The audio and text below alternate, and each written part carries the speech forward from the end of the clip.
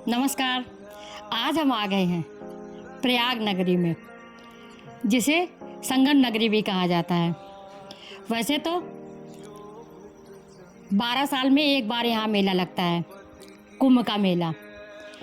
बाकी हर साल यहाँ पे बहुत सारी भीड़ होती है। बहुत सारे लोग त्रिवेणी के संगम में स्नान करने आते हैं।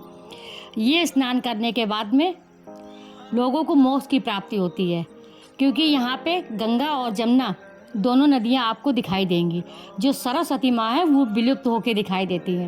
वो डुबकी लगाने पे सरस्वती माँ दिखाई देंगी। ये चमत्कार सिर्फ इलाहाबाद में ही होता है, क्योंकि गंगा और जमुना अलग अलग दिखाई देती हैं कि ये गंगा का पानी है और ये जमुना का पानी है।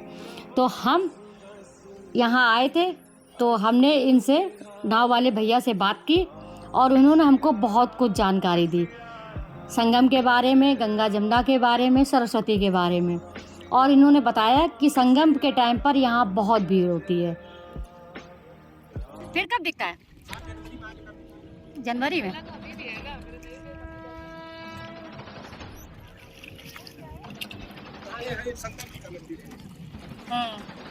यहीं पे उतार देते जनवरी में जब आते हैं तब ना, ऑटो रिक्शा वाले।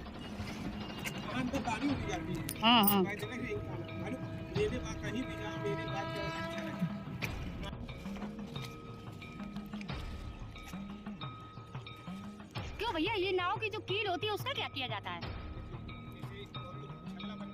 हाथों से क्या होता है? अच्छा, हमने सुना है पर हमको दे दो, हमको दे दो। अच्छा, हमसे भी दाम चाहिए? हर बात में हमसे क्यों दाम चाहिए? हम भी निषाद है, बस हम कानपुर से आए हैं। हाँ, कानपुर में चलो तो सब फ्री सेवा में। यहाँ पे देना पड़ता होगा ना।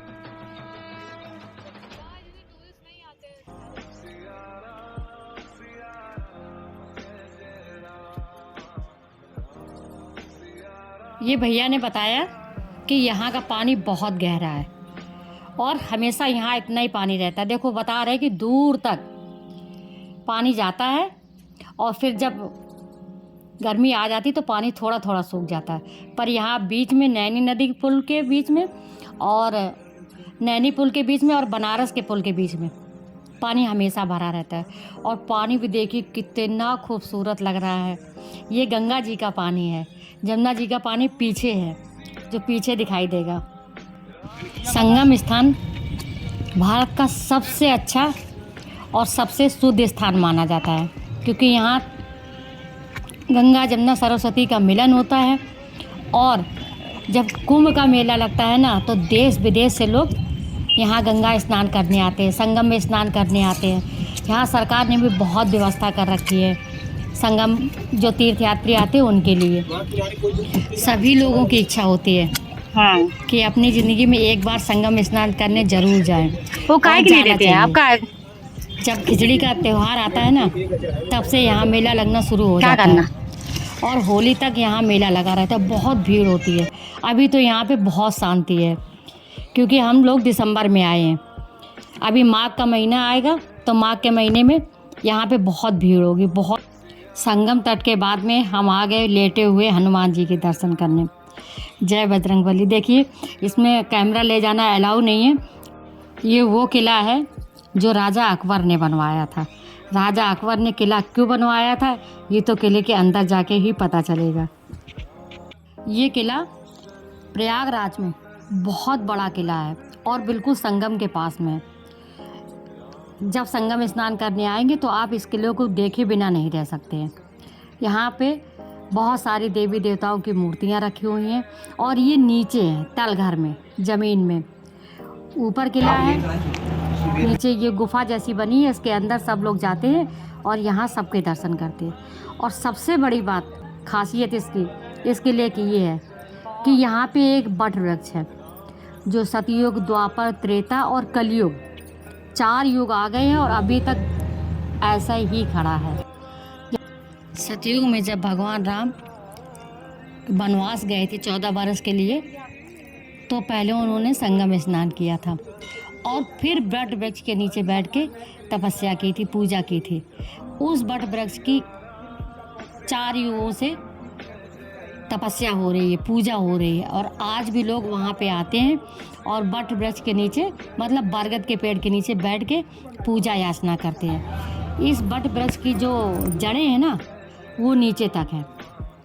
ये किला जो नीचे बना है तलघर में, वहाँ तक है, और ये बहुत प्रसिद्ध किला है। इसको राजा अकबर ने क्यों बनवाया था, उसके पीछे की एक कहानी है। कहते हैं एक बार राजा अकबर जब युद्ध जीत के आ रहे थे तो उसी बट वृक्ष के नीचे आके बैठ गए, और जब वो बट वृक्ष के नीचे आके बैठे तो एक महात्मा जी ने उनसे कहा कि यहाँ पे एक कुआं था पहले, अभी भी है पर हमने नहीं देखा। उसमें कुएं में बहुत सारे नर कंकाल पड़े हैं, तो उन नर कंकालों में एक तुम्हारा भी कंकाल है, क्योंकि ऐसा कहते थे कि इस कुएं में जो डुबकी लगा, मतलब जो मर जाता है वो मोक्ष को प्राप्त करता है। तो बहुत सारे लोगों ने इस कुएं में कूदकर आत्महत्या कर ली थी, और आत्महत्या करने के बाद में वो सोचते थे कि वो मोक्ष को प्राप्त हो गए। और उसी तरीके से जब तुम यहाँ तपस्या करते थे तो तुम्हारी मति भ्रम हुई और तुमने भी जाके उस कुएं में आत्महत्या कर ली, तो तुम्हारा नरकंकाल इसी कुएं में पड़ा है। अब तुम दोबारा जन्म लेके आए हो, तो तुम उस कुएं को बंद करवाओ, और इस किले को, इस जो जगह है, इस जगह को पूरे तरीके से 44 देवी देवताओं की स्थापना कराओ। तो यहाँ जो पाताल लोक है उसमें 44 देवी देवताओं की स्थापना की गई है। उसमें से शिव जी, राम भगवान, कृष्ण भगवान, सबकी मूर्तियाँ लगाई गई हैं, और ये गुफा है जिससे हम लोग बाहर आ रहे हैं। तो देखो अब हम बाहर आ गए, क्योंकि ये राजा अकबर का किला है, उन्हीं ने इसकी स्थापना की थी, और ये बहुत सुंदर है, देखने में भी बहुत सुंदर है, और इसका रहस्य भी बहुत भयानक है। हाँ, हमें तो दिखाई नहीं दे रहा। पट्टू पट्टू चिल्ला रहे, पट्टू पट्टू। हाँ दिख रहे पट्टू। अब हम आ गए किले के बाहर और चलते हैं अपने घर को। किला बहुत अच्छा है, इसकी कोई एंट्री फीस नहीं है, आप आराम से देख सकते हैं, भगवान के दर्शन कर सकते हैं, और सुकून से बट वृक्ष के नीचे बैठ के थोड़ा ध्यान कर सकते हैं, क्योंकि ये बट वृक्ष इस किले के अंदर ही है। और वहाँ पे ध्यान करने से आपको जो एनर्जी मिलेगी ना, शायद ही ये कहीं मिलेगी। वहाँ बहुत सुकून था, बहुत शांति थी, इतना अच्छा लग रहा था। किले का नज़ारा भी बाहर से देखने में भी बहुत अच्छा लगता है। ये जो किला है ना, बाहर से देखने में जितना खूबसूरत है ना, अंदर उससे भी ज़्यादा खूबसूरत दिख रहा था। तो आप भी आइए, संगम स्नान कीजिए, लेटे हुए हनुमान जी के दर्शन कीजिए, और अपनी मनोकामना पूर्ति के लिए भगवान से प्रार्थना कीजिए। यहाँ पे कहते हैं कि जो भी आता है ना, उसकी सारी मनोकामनाएं पूरी होती है। और एक ये भी मंदिर बना हुआ था इलाहाबाद संगम के पास। तो हमारी प्रयागराज की वीडियो को लाइक कीजिए, सब्सक्राइब कीजिए, और शेयर ज़रूर से ज़रूर कीजिए, और कमेंट तो ज़रूर से ज़रूर ही कीजिए।